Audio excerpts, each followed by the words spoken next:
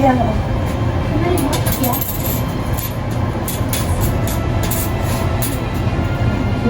Makasih ya. Jerman.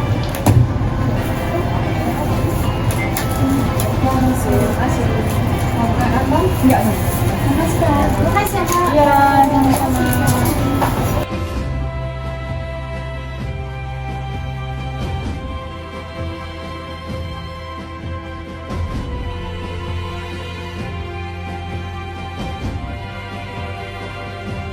Baiklah, apa itu perilaku konsumen?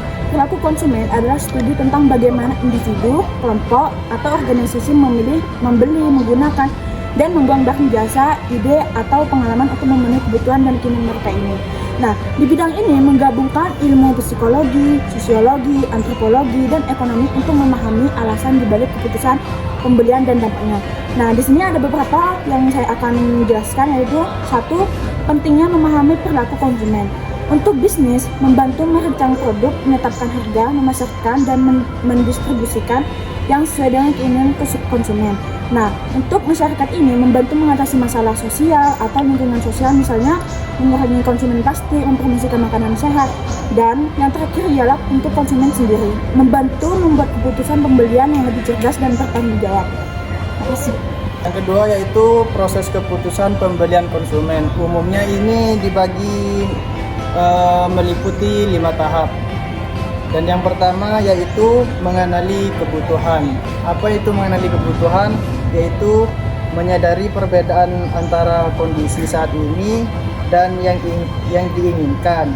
Misal kita itu lapar atau butuh pakaian baru. Dan yang kedua itu mencari informasi. Mencari informasi itu kayak mencari data tentang produk yang bisa kita memenuhi kebutuhan sehari-hari itu. Contohnya kayak kita butuh jaringan untuk kegiatan sehari-hari, belajar gitu.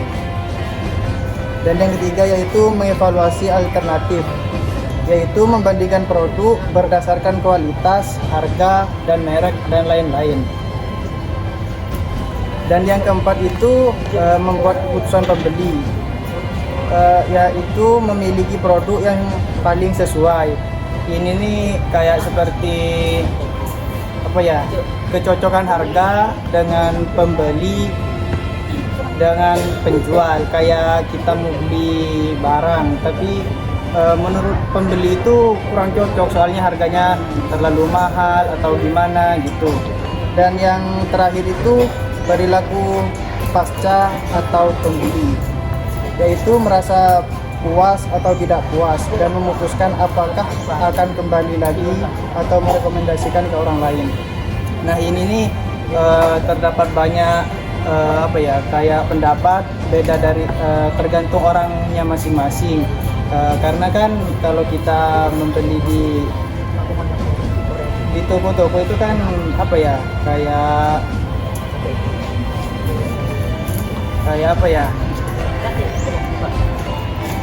mendapat layanan atau barang yang sesuai atau tidak sesuai. Contohnya kita itu membeli barang di online, kan sering kita kan membeli barang di online itu yang di fotonya bagus, namun yang pas nyampe ke kita itu barangnya itu tidak sesuai. Nah itu contohnya. Mungkin cukup sekian. Yang ketiga, faktor-faktor yang mempengaruhi perilaku konsumen dibagi menjadi 4 kategori utama. Yang pertama ada budaya, subkultur, contohnya seperti suku dan agama. Dan kelas sosial mempengaruhi nilai dan preferensi seperti makanan khas daerah. Yang kedua, sosial, kelompok referensi seperti teman, keluarga, dan peran sosial seperti orang tua dan karyawan. Dan status yang mempengaruhi perihal, contohnya seperti membeli pakaian karena teman memakainya. Yang ketiga, pribadi, usia, pekerjaan, ekonomi, dan gaya hidup. Kepribadian, contohnya seperti pensiun, lebih suka produk yang aman dan praktis. Yang keempat, ada psikologis. Psikologis ada motivasi, preferensi, pembelajaran, keyakinan, dan sikap. Contohnya seperti membeli produk karena ingin merasa percaya diri. Teori yang keempat yaitu tentang teori utama perilaku konsumen. Seperti yang dibahas sebelumnya, teori-teori kunci adalah hierarki kebutuhan Maslow. Kebutuhan manusia dibagi menjadi 5 tingkatan, yaitu fisiologis, keamanan, sosial, penghargaan, aktualisasi diri. Yang kedua yaitu teori pembelajaran. Perilaku dipengaruhi oleh pengalaman, pengamatan, atau sosialisasi. Yang ketiga yaitu tentang teori persepsi. Konsumen memproses informasi secara tidak selalu objektif. Yang keempat, teori pengawasan pembelian.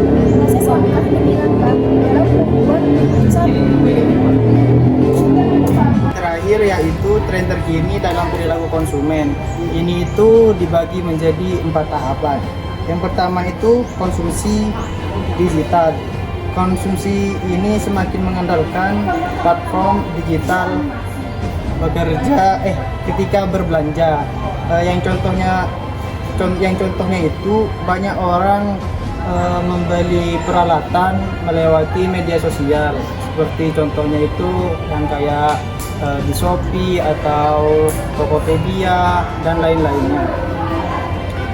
Dan yang kedua itu kesadaran lingkungan. Masyarakat mulai memilih produk yang efisien atau tidak merusak lingkungan dan mendukung keberlanjutan. Yang contohnya itu manusia itu tidak sering mengkonsumsi barang yang tidak bisa didaur ulang kembali. Dan yang ketiga itu personalisasi. Personalisasi itu konsumen menginginkan produk yang tepat dan disesuaikan dengan kebutuhan pribadi. Contohnya, kita itu memesan sepatu dengan pilihan warna yang kita inginkan atau menerima rekomendasi dari orang lain. Dan yang terakhir itu tanggung jawab sosial. Banyak konsumen kini mempertimbangkan apakah sebuah perusahaan peduli terhadap isu sosial.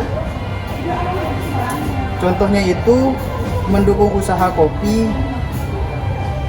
Contohnya itu mendukung usaha kopi yang lokal agar layak kepada petani, atau kayak bisa membantu petani-petani di luar sana.